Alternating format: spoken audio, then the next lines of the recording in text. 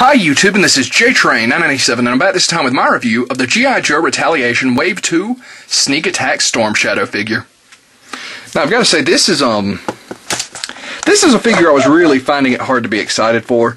He looks a lot like one of the Storm Shadows we got in the end of the Rise of Cobra line. We'll actually be getting a comparison to him. He's got this, of course, giant glider accessory they're all getting, just like every Rise of Cobra figure had a missile launcher. Although in the Retaliation line, they're at least doing a little bit better. Some figures are just getting extra gear. He's got the same little chain weapon that the Pursuit of Cobra Storm Shadow came with. He's got this gauntlet, a couple swords, a machine gun, and a hood, which is actually pretty well hidden over there. But onto the back of the packaging here, you can see him with a chain weapon. It says, Key Unlock Sneak Attack Blades. A key? I don't know, we'll have a better look at that when we have him out of the packaging. And its reader says, Sneak Attack Storm Shadow shares a violent history with G.I. Joe Ninja Snake Eyes that will lead them into an unknown future where foes may become friends. So, interesting to see what that's going to be. Well, I doubt if that's any kind of tie-in to the movie or if it's just, maybe in the future. But either way, an interesting looking figure. Let's open him up. And here we have Sneak Attack Storm Shadow out of packaging. Now, real quick, I'll give him credit for at least switching up the backpack he comes with, although I'm sure we'll see this thing reused a million times before the end of the Retaliation toys. This key, which I don't know what the heck this thing is supposed to be. It looks like it should be able to fit on his arm, but I'm honestly not going to try it because I don't care. It's a real pain. You basically put it in here. I bet you don't even need that. Nope, you don't. Just a gimmick. And honestly, just pressing down on it works, so I don't see what the deal is with the key, but these pop out, roll out, you can hook them onto something so it can slide back and forth. It honestly is a real pain to get these back in here, so spare parts bin for all this stuff. So, I was actually wrong about the Storm Shadow I thought this was, although he's pretty much got all the gear from Pursuit. He's got the backpack with the 4 swords, which really suffer from lack of paint. He's got his, of course, the same chain weapon that came with him, although you can put the swords down in there, which is very nice. So let's pull him off the base real quick. Once again, these don't come with bases. I'm providing a base. The chain weapon is nice. It's literally the same one that came with Pursuit Storm Shadow from, well, Desert Pursuit Storm Shadow. Very nice. His gun, of course, right there. His backpack, which I actually like how the vest has got the Arishikage logo on the back of it. It's a little bit hard to get through. And his hood, of course, pulls off if you want it to. It doesn't fit down on him all that great because the way his collar is kind of popped up. But you can kind of jam it down on there and it'll stay. Still sits a little high for my taste. There is no Cobra logo on this figure, which I don't know if they're implying that this is a G.I. Joe affiliated Storm Shadow or not. But oh well. So as far as his articulation, the head does slight left and right and up and down, hindered by the collar. Arms go up. Do a full 360, spin a bit at the elbow, spin, and yep, hinged wrist, so very nice. It still manages to do a full 360 despite this harness and the way his jacket is.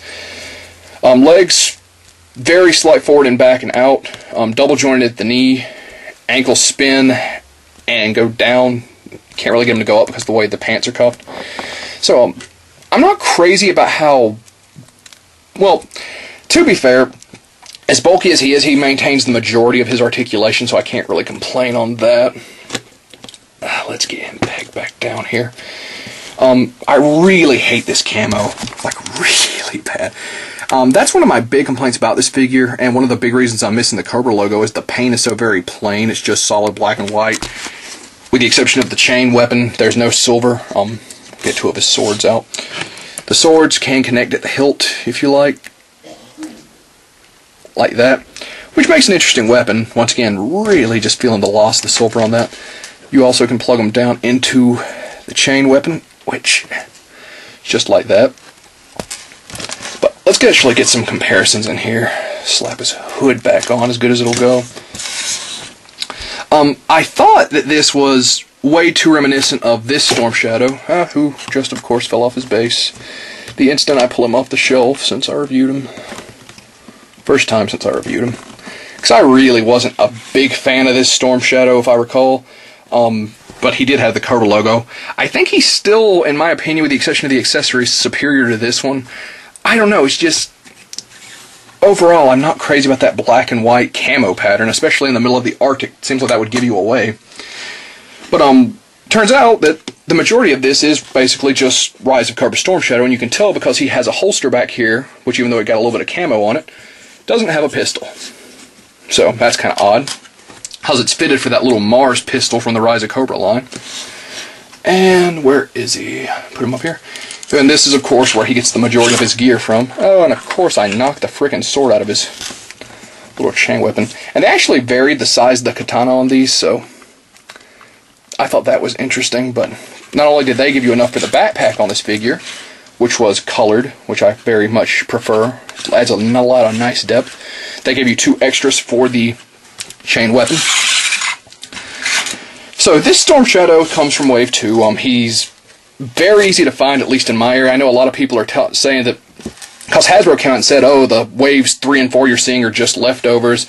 You know, once those are gone, we're going back to reissuing Wave 1, and then 2 and 3 will come later. Which, if that's true, that's a horrible, horrible decision on their parts. Because, I mean, even some of Wave 2 is shelf-warming, this guy being one of them. Him and Firefly, which I thought Firefly was a pretty decent figure, and I thought kids would want him if nothing else. And Wave 1 was shelf-warming when it came out. Re-releasing it and making us wait all that time for, you know, Wave 4 and 5 with the later waves with, you know, the Jinx and Blind Master and even Data Viper and Quinn is just a horrible, horrible decision. I can't stress that enough. This is a very boring Storm Shadow, even compared to their first release, which is, of course, here's their Wave 1. You know, at least he's got a lot of great posability. He looks cool, and this one just looks kind of like a mix-match. I can't talk today. Figure. I just can't really recommend this guy. You know, he's got some interesting gear. He's not the worst Storm Shadow I've ever seen. But at the end of the day, he's $10, and that just feels like a little much for any G.I. Joe, especially one that's not spectacular, and this guy is definitely not. He's just a very blah figure. And that being said, this is JTrain997, and I'll see you soon, YouTube.